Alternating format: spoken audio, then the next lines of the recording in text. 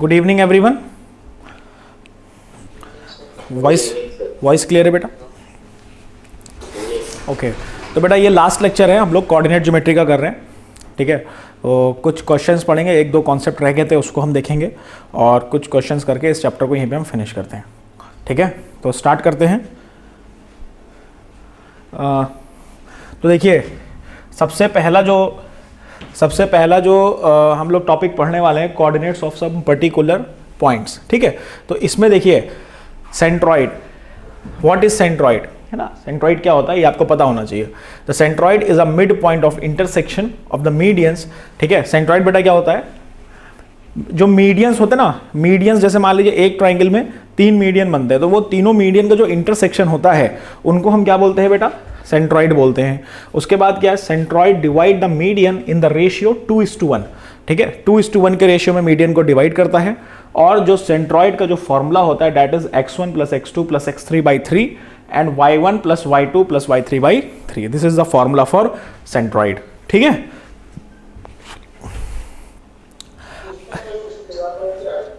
अब सेंट्रॉइड देखिए क्या है बेटा, ये 3 मीडियन है। ठीक है, मैं यहां पे मार्क कर देता हूं।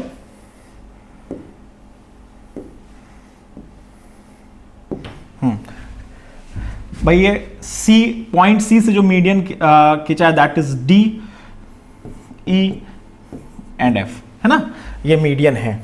अब मीडियन का मतलब क्या है बेटा, ये मिड पॉइंट है। ये क्या होगा, x1 + x2/2, this is x1 + x3/2 and this is x2 + x3/2। और जो ये पॉइंट ऑफ इंटरसेक्शन है G, जो इसके कोऑर्डिनेट्स अगर आपको निकालने होंगे तो ये फॉर्मूला आपके यूज में आ जाएगा। क्लियर? Yes sir. उसके बाद जो नेक्स्ट आता है हमारे पास, next is circumcentre. Circumcenter, the circumcenter of a triangle is defined as the point where the perpendicular bisector of the sides of that particular triangle intersect. If the triangle is right angle, then circumcenter is a midpoint of hypotenuse. बस बेटा इसमें देखिए क्या होता है, this is circumcenter। ठीक है, तो यहां बेसिकली यहां पे क्या है कि जो परपेंडिकुलर बाइसेक्टर होते हैं जिस पॉइंट पे मिलते हैं उसको हम क्या बोलते हैं, सर्कम सेंटर बोलते हैं। ठीक है, आगे बढ़ें। ये इसके बाद कुछ यूजफुल पॉइंट्स थे जो कि आपके आगे काम आएंगे। सबसे पहला पॉइंट क्या है, अगर कोई भी आपको एक क्वाड्रिलेटरल दिया गया है और उसके 4 कोऑर्डिनेट्स दे रखे हैं, फिर आपसे बोला है कि ये क्वाड्रिलेटरल मतलब कौन सा है, रोम्बस है, रेक्टेंगल है या पैरेललोग्राम है, तो उसको फाइंड करने के लिए हमें क्या क्या करना पड़ेगा। या अगर कोई ट्राइंगल दे रखा है और अगर वो पूछा है कि ट्राइंगल वो कौन सा ट्राइंगल है, जैसे राइट एंगल ट्राइंगल है, आइसोसेलेस ट्राइंगल है, इक्विलेटरल ट्राइंगल है, तो उसके लिए देखिए क्या करना पड़ेगा। सबसे पहला क्या है, for an isosceles triangle we have to prove that at least 2 sides are equal, है ना। उसके बाद इक्विलेटरल ट्राइंगल के लिए हमको क्या प्रूफ करना है कि तीनों साइड इक्वल होनी चाहिए। देन राइट एंगल ट्राइंगल के लिए क्या प्रूफ करना चाहिए, we have to prove that the sum of square of 2 sides is equal to the square of the third side. मतलब पाइथागोरस थ्योरम को हमें वेरीफाई करना है। अगर पाइथागोरस थ्योरम उस पर वेरीफाई होती है इसका मतलब वो क्या है बेटा, राइट एंगल ट्राइंगल है।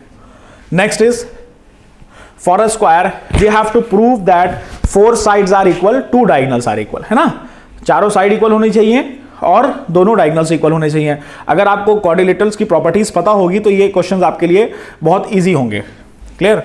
नेक्स्ट क्या है, for a rhombus we have to prove that 4 sides are equal and there is no need to establish that 2 diagonals are equal as the square is also a rhombus। बस चारों sides आप equal proof करा दीजिए, वो वहां से understood हो जाएगा कि वो रोम्बस है। उसके बाद for a rectangle we have to prove that opposite sides are equal and 2 diagonals are equal, and again same for a parallelogram we have to prove that opposite sides are equal।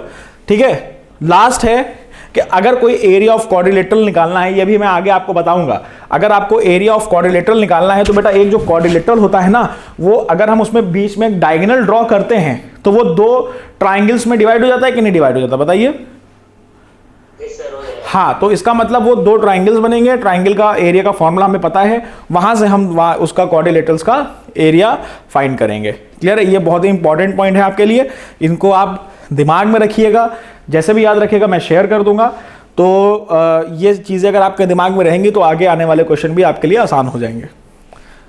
हाँ, अब बेटा चीज पूछ पूछिए बेटा। Sir सरकम centre एक बार sir बता दीजिए क्या होता है। बेटा सरकम सेंटर का मतलब है अगर कोई ट्राइंगल जो है ना वो एक सर्कल में इंस्क्राइब्ड है और उसके जो परपेंडिकुलर बाइसेक्टर जिस पॉइंट पे मिलते हैं उसको सरकम सेंटर बोलते हैं।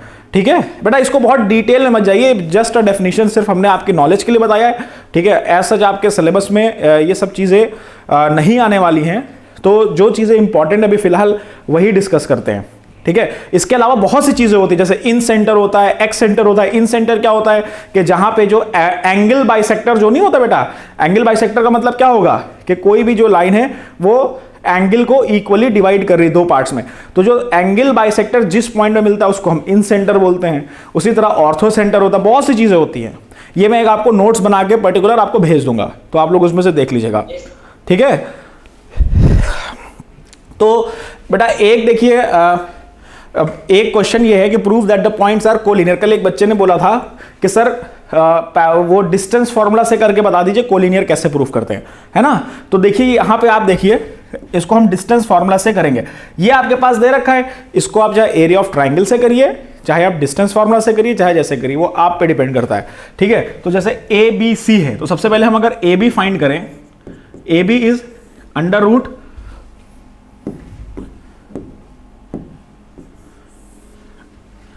x2 minus x1 that is 3 minus 5 whole square plus y2 minus y1 that is minus 4 minus 1 whole square।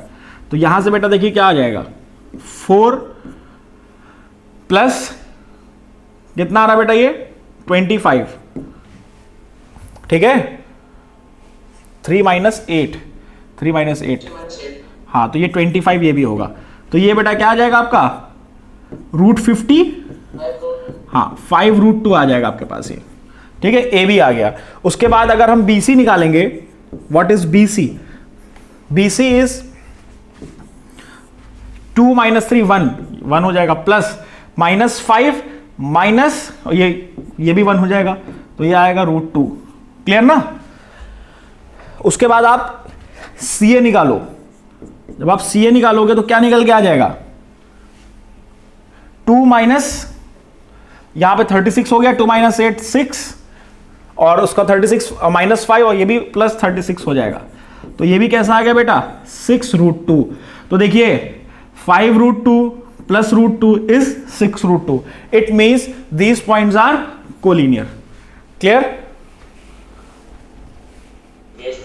कोई दिक्कत तो नहीं आ रही बेटा? No sir. ओके, चलिए अगला क्वेश्चन देखते हैं। अगला क्वेश्चन देखते हैं। तो अगला क्वेश्चन है, if two vertices of an isosceles triangle are 2, 0, 2, 5 and the length of the equal side is 3, then the third vertex is, है ना, इसकी थर्ड वर्टेक्स क्या होगी। तो देखिए बेटा बहुत ध्यान से क्वेश्चन को देखिएगा। सबसे पहले हमने एक आइसोसेलेस ट्राइंगल बना लिया। ये बहुत से बच्चों को राइट एंगल ट्राइंगल लग रहा होगा, लेकिन मैंने समझने के लिए कि वो चीजें इजीली समझ में आपके, इसलिए मैंने ये ट्राइंगल इस तरह का बना रहा हूं। ठीक है, तो ये ए है, ये बी है और ये सी पॉइंट है। ठीक, यहां पे क्या है, इक्वल साइड हमने माना एक ये है और एक ये, क्योंकि ये लॉन्गेस्ट साइड होती है। तो यहां पे 2, 0 और 2, 5, इस पॉइंट को हमने मान लिया x, y। क्लियर। तो अब यहां से देखिए AC की जो डिस्टेंस है वो दे रखी है, उसके बाद BC की जो डिस्टेंस है वो दे रखी है। तो अगर आप AC फाइंड करते हैं तो क्या निकल के आएगा, अंडर रूट x माइनस 2 का whole square plus y square निकल के आएगा कि नहीं आएगा, ये बताइए।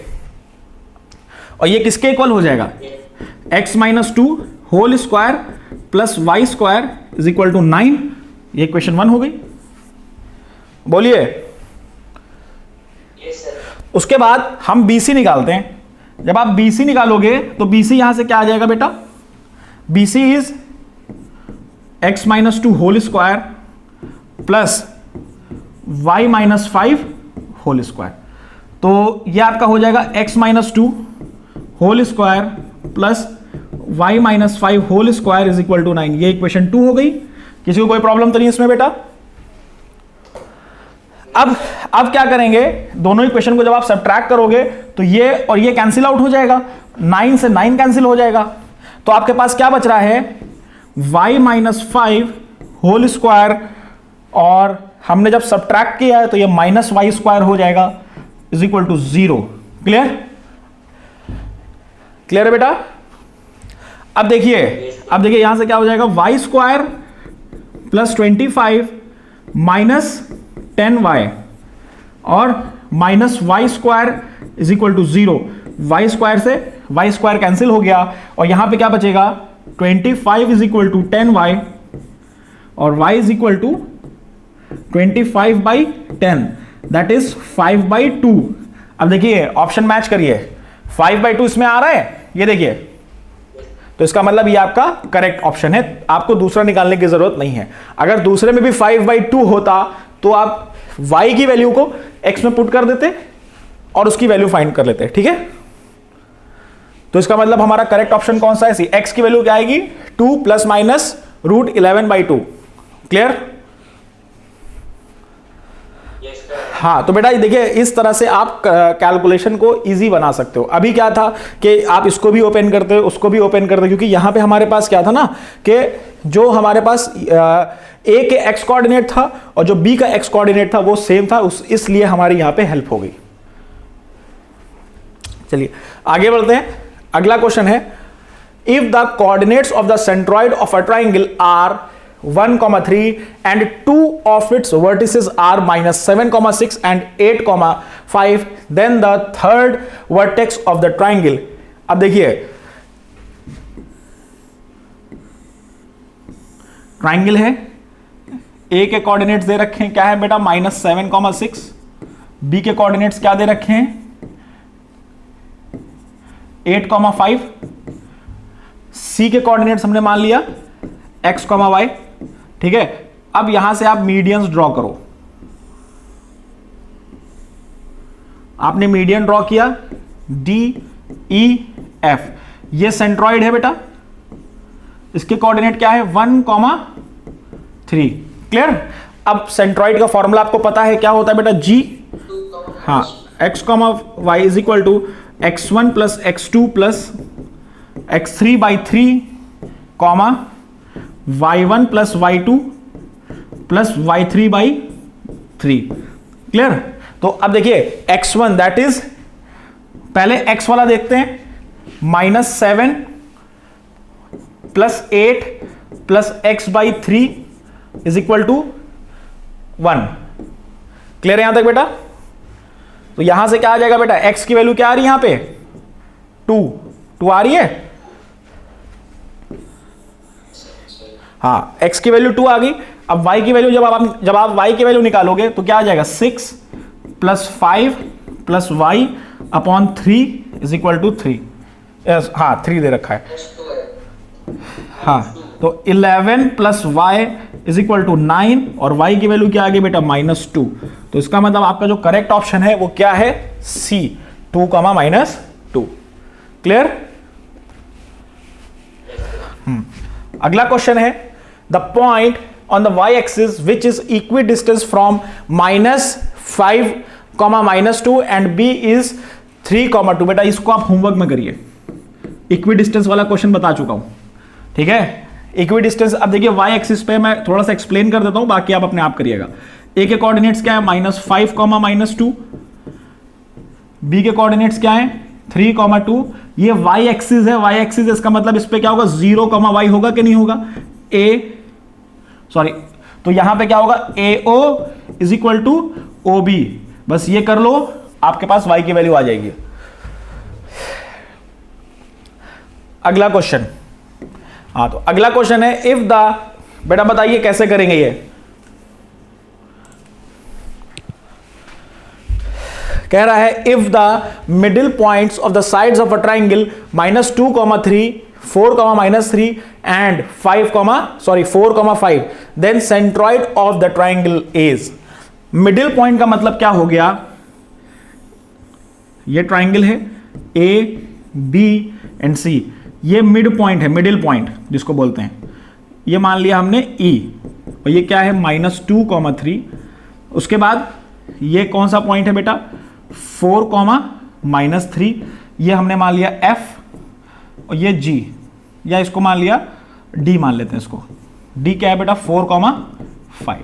ठीक है, अब कह रहा है कि सेंट्रॉइड निकालो,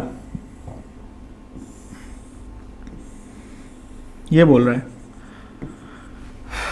तो कैसे करेंगे, देखिए यहां से ध्यान से भाई, इसको हमने लेट कर लिया x1, x2, x1, y1, इसको लेट कर लिया x2, y2, इसको हमने लेट कर लिया x3, y3। तो बेटा ये मिड पॉइंट है, तो मिड पॉइंट इसको हम क्या लिख सकते हैं, x1 plus x2 is equal to -2, लिख लिया, ये 1 हो गई। उसके बाद देखिए x1 plus x3 is equal to 4, लिख सकते हैं कि नहीं लिख सकते बेटा? हाँ सॉरी, अपॉन 2।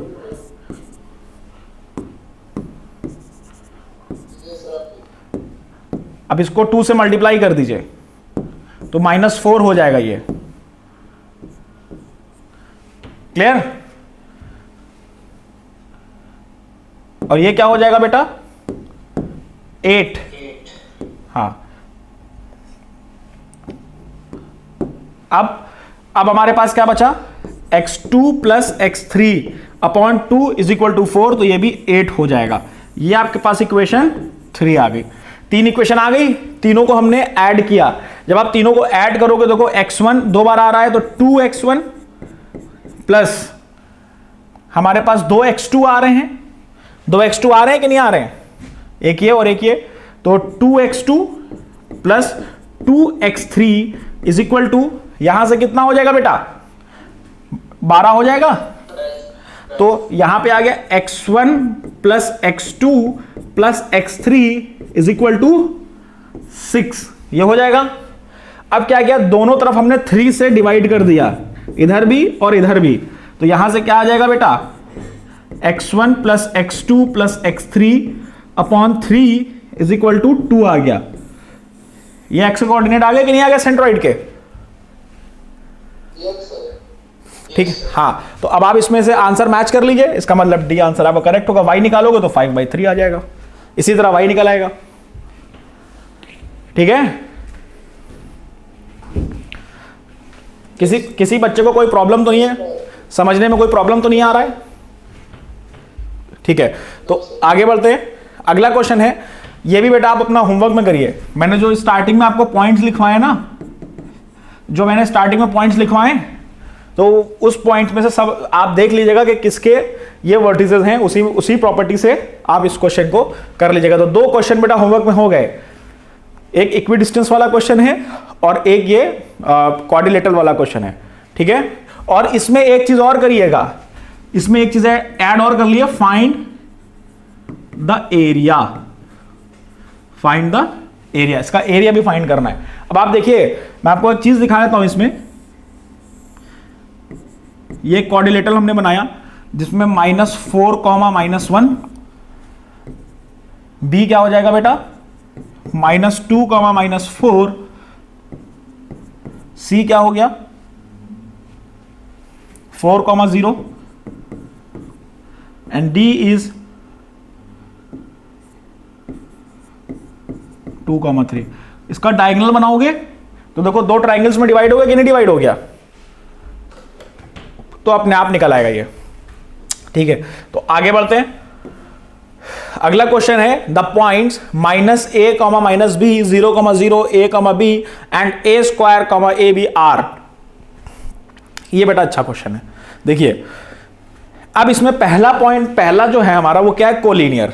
ठीक है, कोलिनियर का मतलब क्या होता है कि कोई भी 3 पॉइंट एक ही लाइन पे आने चाहिए। भाई यही तो हमने कोलिनियर बताया आपको। अरे बोलिए, अगर कोलिनियर, अगर पॉइंट इसको कोलिनियर प्रूफ कराना है तो जो शुरुआत के 3 पॉइंट है ना, उनको हम किसी एक लाइन पे प्रूफ करा दें कि ये तीनों पॉइंट एक लाइन पे आ रहे हैं, तो इसका मतलब ये क्या हो जाएगा, कोलिनियर हो जाएंगे। दूसरा क्या है, vertices of a parallelogram. Vertices of a parallelogram, तो बेटा वर्टिसेस ऑफ पैरेललोग्राम के लिए क्या होना चाहिए, अपोजिट साइड्स इक्वल होनी चाहिए। वर्टिसेस ऑफ रेक्टेंगल का मतलब क्या हो गया, इसमें भी अपोजिट साइड्स इक्वल एंड जो भी डायगोनल वाला सिस्टम है, या कोई भी नहीं। तो अगर इसमें आप देखो, जो हम कह रहे हैं कि स्टार्टिंग के 3 पॉइंट लेते हैं, बस ये लेते हैं स्टार्टिंग के 3 पॉइंट, है ना। अगर आप ये चीज देख रहे हो तो ये ओरिजिन पर लाई कर रहा है कि नहीं लाई कर रहा है, जो मिड पॉइंट है कि नहीं बेटा, बोलिए। और जो इसके बगल वाला पॉइंट है वो क्या है बेटा, हमने माना कि ये ए बी यहां पे आ रहा है, बोलिए।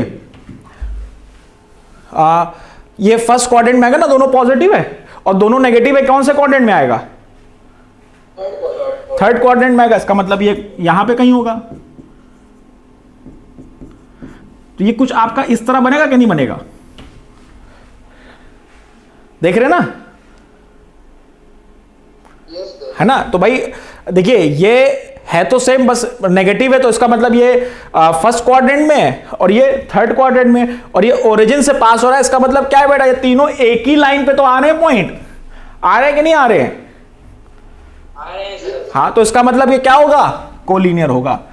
तो 0,0 देने का आपके पास ये फायदा मिल जाता है। और अगर ये देखिए दोनों पॉइंट सेम है, बस क्वाड्रेंट का डिफरेंस है कि एक फर्स्ट क्वाड्रेंट में आ रहा है, एक थर्ड क्वाड्रेंट में आ रहा है। लेकिन हमने यहां पे लाइन ड्रॉ करके देख लिया, तीनों एक ही पॉइंट पे आ रहे हैं, इसका मतलब क्या है बेटा, कोलिनियर है, उसके अलावा कोई भी कंडीशन नहीं होगी।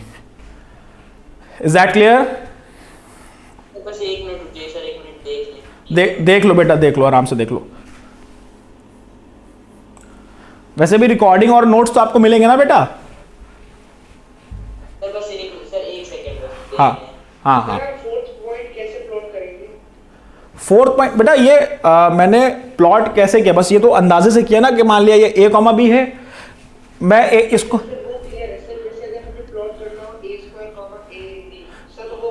वो बेटा ऐसे अंदाज देखिए, ए स्क्वायर कॉमा ए बी, तो वो ये बेटा थोड़ा सा इसमें वैल्यू पुट करनी पड़ेगी, क्योंकि अगर देखिए अगर ए स्क्वायर कॉमा बी स्क्वायर होता, अगर ये होता है ना, तो आपको पता है कि ये भी पॉजिटिव है, ये भी पॉजिटिव है, तो इसका मतलब वो फर्स्ट क्वाड्रेंट में आ जाता। लेकिन ए स्क्वायर ये तो हमें पता है पॉजिटिव है, भाई ए स्क्वायर है ये तो पॉजिटिव है, लेकिन बाद में ए भी लिखा है ना। अब ए भी लिखा है, अब हमको ए और बी दोनों पता होना चाहिए कि ए और बी कैसे हैं, तो उस हिसाब से तो पर्टिकुलरली यहां पे वैल्यू की होगी, तो उस वैल्यू को पुट करेंगे। ठीक है, आगे बढ़े।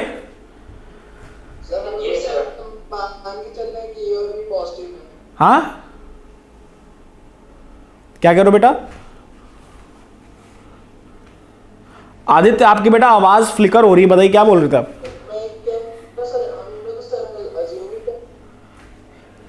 क्या अज्यूम कर ले हम लोग,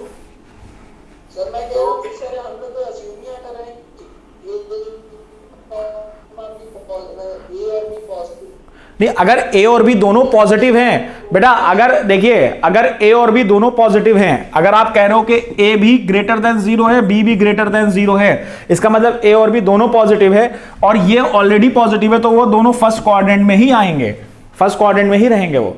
बेटा देखिए ऐसे वेरिएबल्स को प्लॉट नहीं कर सकते, वो तो ग्राफ है। अब जैसे मान लीजिए ग्राफ है ये, ठीक है, तो अब ये 1 2 3 1 2 3 ये इस तरह है, और -1 -2 एंड -3 -1 -2 -3, ये मान लीजिए ग्राफ दिया है। हमने क्या माना, हमने ए को मान लिया, ए को 2 मान लिया और बी को 3 मान लिया, है ना।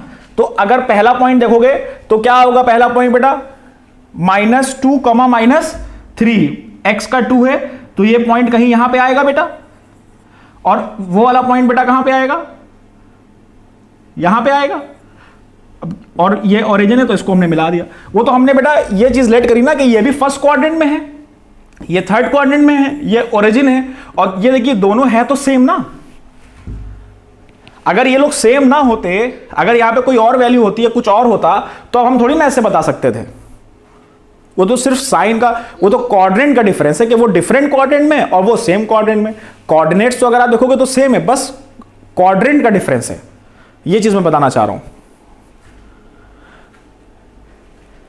समझ गया आदित्य बेटा? हाँ ठीक है, आगे बढ़ते हैं।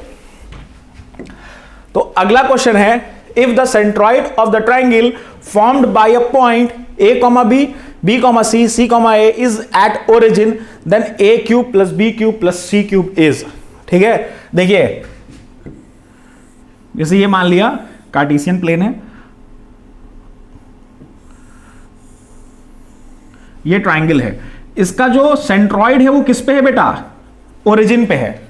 सेंट्रॉइड ओरिजिन पे है, इसका मतलब g की क्या वैल्यू हो जाएगी? 0,0 हो जाएगी कि नहीं हो जाएगी? बोलिए। हाँ, अब हमने क्या लेट किया कि देखिए ये a, इस पे क्या हो जाएगा बेटा? a, b, c। जस्ट बेटा मैंने समझाने के लिए बनाया है, ठीक है ना, सिर्फ समझाने के लिए। और जो c है वो क्या है बेटा? c, a। तो अब सेंट्रॉइड अगर होगा तो वो क्या होगा? a plus b plus c by 3 is equal to 0। यह होगा कि नहीं होगा बेटा? और उसके अलावा भी देखिए a plus b plus c by, यह 0 होगा कि नहीं होगा? अगर a plus b plus c की वैल्यू 0 है तो a cube plus b cube plus c cube क्या होगा बेटा? 9th क्लास में पढ़ा होगा आपने, 3abc। इसका मतलब 3abc is a correct option. किसको आइडेंटिटी याद है? कौन सी आइडेंटिटी लगी इसमें बताइए? हाँ नहीं, ये a प्लस बी, ये आइडेंटिटी कौन सी है बेटा ये बताइए? वो तो मुझे पता है कि एक कंडीशन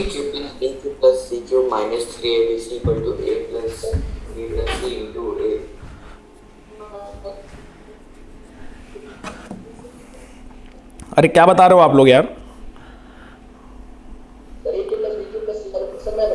हाँ, a cube plus b cube plus c cube minus 3abc is equal to a plus b plus c, और आगे क्या होता है? हाँ, क्या होता है? a square plus b square plus c square, फिर प्लस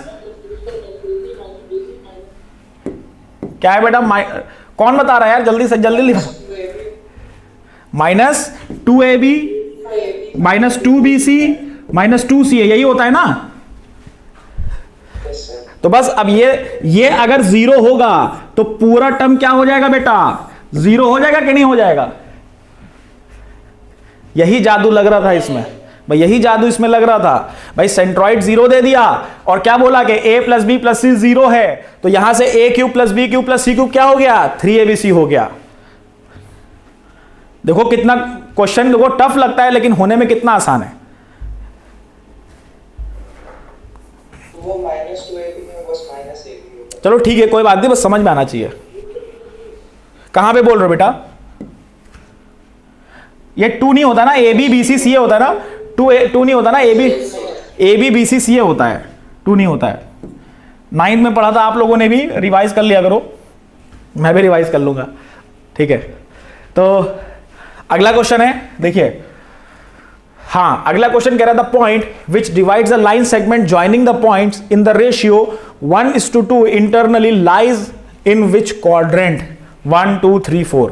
देखिए ओरली होगा ये भाई। ये पॉइंट ए है 7, -6, ये पॉइंट पी है x, y, और ये पॉइंट कौन सा है बेटा? बी है, दैट इज 3, 4। ठीक है, तो अगर आप x के कोऑर्डिनेट निकालते हो तो देखो ये भी पॉजिटिव है, x के देखिए x1 x2 दोनों पॉजिटिव है, रेशियो भी है, तो इसका मतलब जो x वाला टर्म होगा वो कैसा होगा बेटा? पॉजिटिव होगा कि नहीं होगा? बोलिए,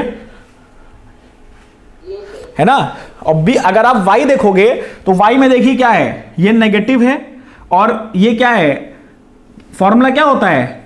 mx1 प्लस nx2, यही तो होता है। बोलिए, तो अब देखिए जब ये 2 के साथ मल्टीप्लाई होगा और 4 से माइनस होगा तो क्या आएगा? ये नेगेटिव आएगा कि नहीं आएगा? तो y कैसा है बेटा? नेगेटिव है कि नहीं है? बोलिए। तो पॉजिटिव नेगेटिव कौन से क्वाड्रेंट में होता है? Fourth quadrant. इसका मतलब D option is your correct option. आप चाहो तो सेक्शन फॉर्मूला से पूरा निकाल भी सकते हो, निकाल के जो भी देखो साइन, जैसे क्या आएगा, मतलब कुछ भी आ सकता है। जैसे मान लीजिए 1, -2 आ गया, तो आपको यहां पे सिर्फ साइन देखना है कि कौन से क्वाड्रेंट में जाएगा वो। क्लियर? तो अगला क्वेश्चन है बेटा ये देखिए मैं समझा रहा हूं कैसे होगा, इसको भी आपको होमवर्क में करना है, ठीक है। देखिए क्वेश्चन कह रहा है कि the vertices of triangle ABC, ये देखिए वर्टिसेस हैं ट्राइंगल के, ABC ट्राइंगल है, इसके वर्टिसेस A है -2, 1, B है 5, 4, C है 2, 3, है ना। कह रहा find the length of the altitude through A। अब इसकी आपको लेंथ निकालनी है, एल्टीट्यूड की लेंथ निकालनी है, ठीक है। तो देखो कैसे होगा ये। सबसे पहले क्या निकालो, एरिया ऑफ ट्राइंगल ABC। कैसे निकालना है बेटा एरिया ऑफ ट्राइंगल ABC? जो area of triangle coordinate geometry का जो मैंने आपको बताया है, ठीक है। निकाल लोगे एरिया ऑफ ट्राइंगल, फिर जो वो एरिया ऑफ ट्राइंगल होगा वो आप किसके इक्वल रख दोगे? Half into base into height.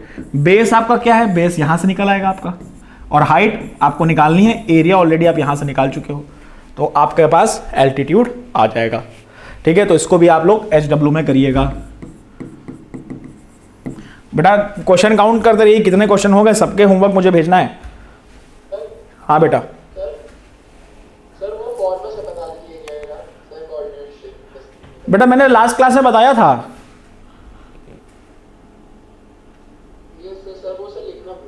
बेटा वो रिकॉर्डिंग पढ़िए, नोट्स भी पढ़ें ग्रुप पे, प्लीज आप वहां से देख लीजिएगा।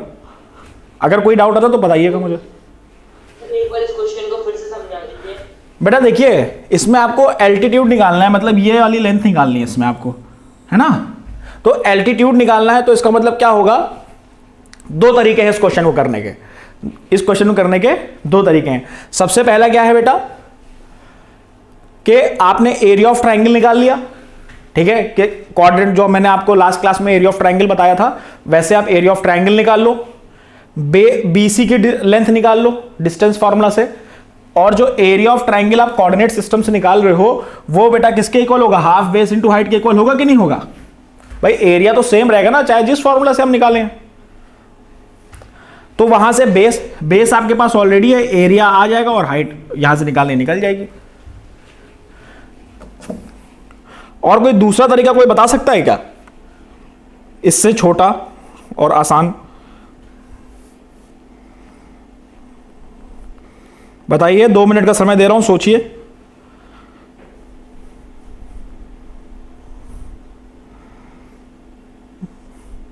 आरो बेटा इसके अलावा आपके पास कोई है तरीका?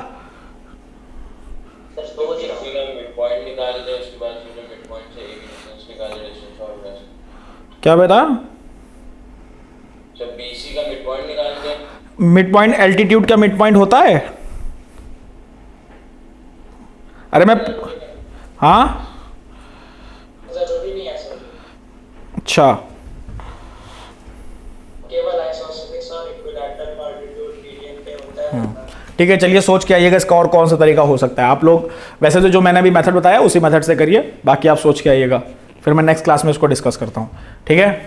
अगला क्वेश्चन, हाँ तो बेटा ये इंपॉर्टेंट क्वेश्चन है, इसको ध्यान से देखिएगा।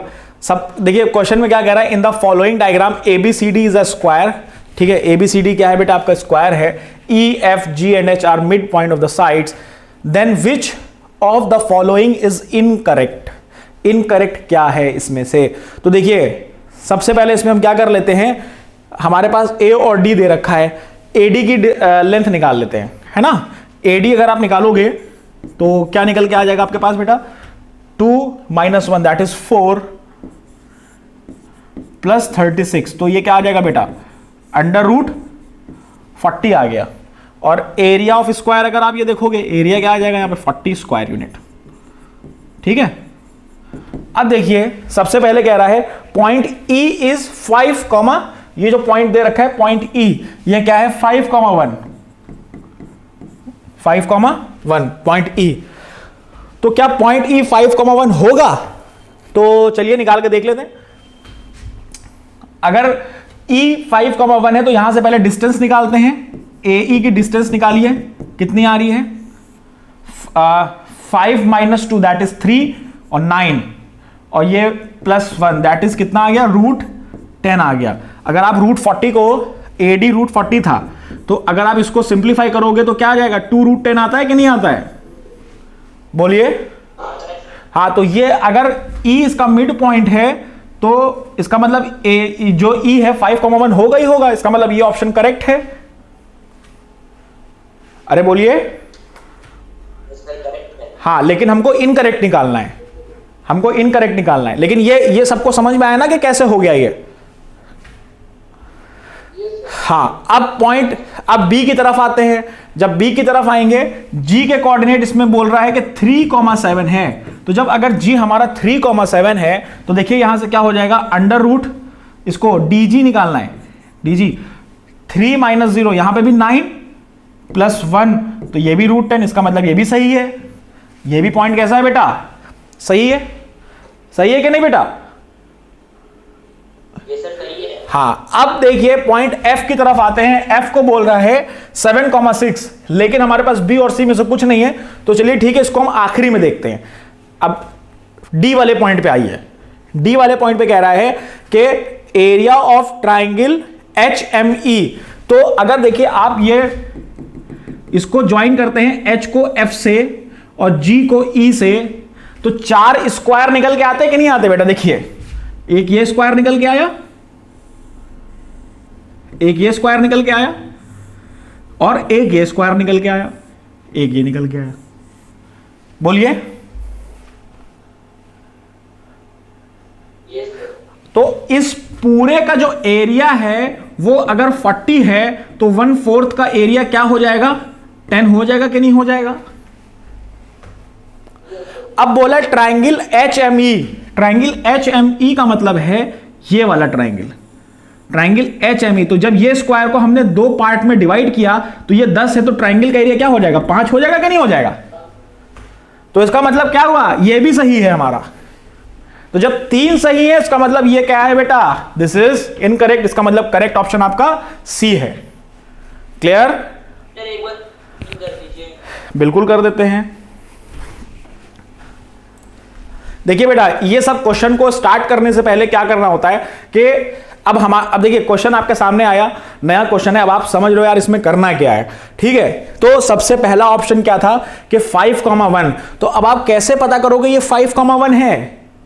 सबसे पहले क्या करोगे? डिस्टेंस तो ही निकालोगे ना। अगर ये डिस्टेंस सेटिस्फाई कर रहा होगा तो इसका मतलब ये पॉइंट इसके होंगे। तो डिस्टेंस कैसे सेटिस्फाई कराना है? तो जो पॉइंट हमको दे रखे हैं उस पॉइंट की हमने डिस्टेंस फाइंड कर ली। ठीक, तो उस पॉइंट के हमने डिस्टेंस, हाँ बेटा, फोर्थ वाला पॉइंट समझा दें। अच्छा, तो फोर्थ वाला पॉइंट ये देखिए, इस तरह करते हैं।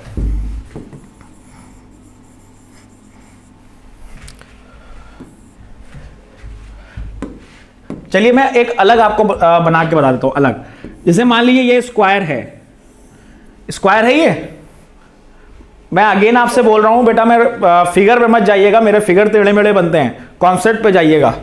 अगर ये स्क्वायर है, इसका एरिया हमने निकाला है 40 स्क्वायर यूनिट। ठीक, अब अगर हम इस स्क्वायर को 4 पार्ट में डिवाइड करते हैं, 4 पार्ट में डिवाइड कर दिया बेटा, वही तो हमने यहां पे किया था। ये दोनों पॉइंट मिला दिए थे, 4 पॉइंट में डिवाइड कर लिया। तो ये एक हिस्से का एरिया क्या हो जाएगा? 10 हो जाएगा। हो जाएगा कि नहीं हो जाएगा बेटा? 1/4 किया ना, 1/4 है ना, 4 इक्वल पार्ट्स में डिवाइड है। अब जो कह रहा है जो ट्राइंगल HME है वो इन दोनों पॉइंट को जब हम ज्वाइन करेंगे तभी तो ये ट्राइंगल HME बन रहा है। तो इसका मतलब क्या हुआ? इस स्क्वायर को भी हमने क्या किया? हाफ किया। तो जब हम 10 को हाफ करेंगे तो क्या बचेगा? 5 ही तो बचेगा हमारे पास। अंडरस्टूड? तो इसका मतलब है तीनों जो A, B एंड D है वो करेक्ट है। तो जो इनकरेक्ट है वो क्या है बेटा? C है। ऑटोमेटिक C इनकरेक्ट हो जाएगा। अभी जितने बच्चे भी क्लास में हैं, कोई भी ऐसा बच्चा है जिसको ये चीज समझ में ना आई हो? सबको आ गया बेटा? सब लोग बोलते नहीं है क्लास में, देखो कितने बच्चे जुड़े हुए हैं, है ना, लेकिन बोल सिर्फ एक ही दो रहे हैं। इंटरेस्टिंग लग रहा है सबको? हाँ, चलिए बढ़िया है। तो आगे नेक्स्ट क्वेश्चन देखते हैं बेटा। अगला क्वेश्चन जो मैं आपको बताने वाला हूं वो मैं आपको बता दूंगा कैसे होगा, लेकिन ट्राई आपको करना है, ठीक है? वो भी बहुत अच्छा क्वेश्चन है।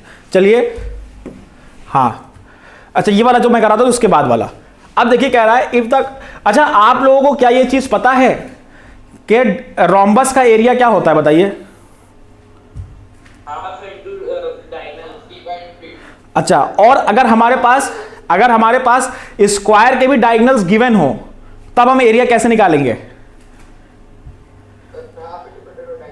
Half into D1 into D2। इसमें भी स्क्वायर का भी तो यही होता है, बोलिए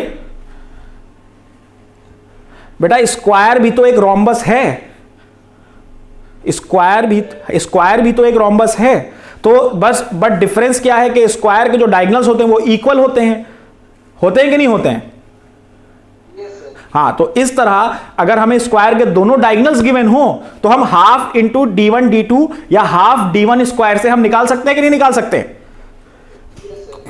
हाँ, तो देखिए बस यही बताना था। अब यहां पे देखिएगा, अब कह रहा है if the coordinate of two opposite vertices of a square a, b, a, then the area of square is. अब हमने स्क्वायर एक बनाया,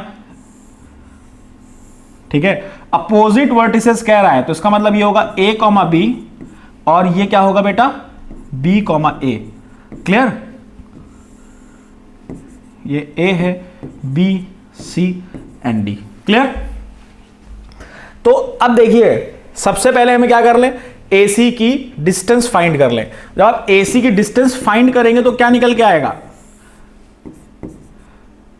b minus a whole square plus a minus b whole square. इसको जब आप और solve करोगे तो क्या आएगा? b square plus a square minus 2ab plus a square plus b square minus 2ab, है ना? तो यहां से देखिए क्या आ जाएगा? 2a square plus 2b square minus 4ab। यहां तक तो किसी को कोई प्रॉब्लम नहीं?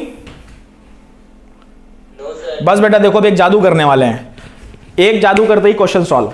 देखो पूरे में से 2 कॉमन ले लो, 2 कॉमन ले लोगे तो क्या बचेगा? a square plus b square minus 2ab बचेगा कि नहीं बचेगा? तो इसको हम क्या लिख सकते हैं बेटा? √2a माइनस b, ये लिख सकते हैं कि नहीं लिख सकते हैं? तो इसका मतलब इसकी जो वैल्यू आई क्या आई? √2a माइनस b आ गई। तो इसका जो दूसरा डायगोनल होगा उसकी वैल्यू भी यही होगी, √2a माइनस b। होगी कि नहीं होगी? तो एरिया देखो यहां से क्या आ गया? एरिया आ गया half into √2a minus b into √2a minus b। ये और ये कैंसिल आउट हो गया, a minus b whole square. C option is your correct option. Is that clear? हाँ बेटा रुके हुए हैं, रुके हैं बेटा, रुके हैं।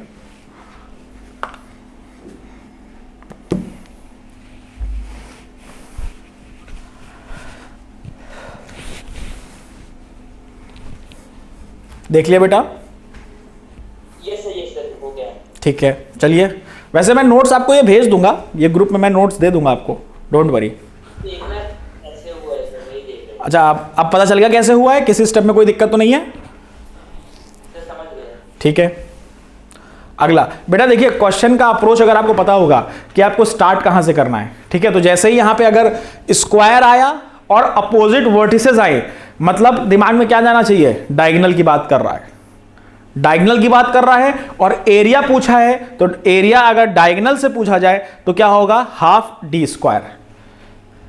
ठीक है, तो ये अगर अप्रोच आपको पता है तो आप बहुत इजीली क्वेश्चन कर लोगे। चलिए अगला क्वेश्चन है।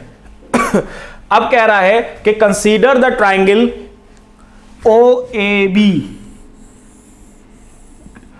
ओ ए बी, ठीक है। ओ के वर्टिसेस क्या हैं 0,0, ए के वर्टिसेस क्या हैं 6,0 और बी के वर्टिसेस क्या है √2,3, ठीक है। ये वर्टिसेस आ गए। अब कह रहा है square P Q R S is in the triangle, inscribed in the triangle. एक स्क्वायर है P Q R S inscribed in the triangle, then the side of the square. अब आपको स्क्वायर की साइड पूछा है कि स्क्वायर की side क्या होगी, क्लियर। तो देखिए अगर आप इसको x मानोगे, ये बेटा आपके होमवर्क के लिए मैं समझा रहा हूं कैसे होगा, बाकी आपको प्रोसीड अपने आप से करना है। अगर ये x होगा, ये भी x होगा, ये x होगा और ये भी x होगा, होगा कि नहीं होगा, बोलिए। हाँ 1 सेकेंड बेटा रुकिएगा जरा, बस 1 सेकेंड, जब तक आप लोग ट्राई करिए इसको।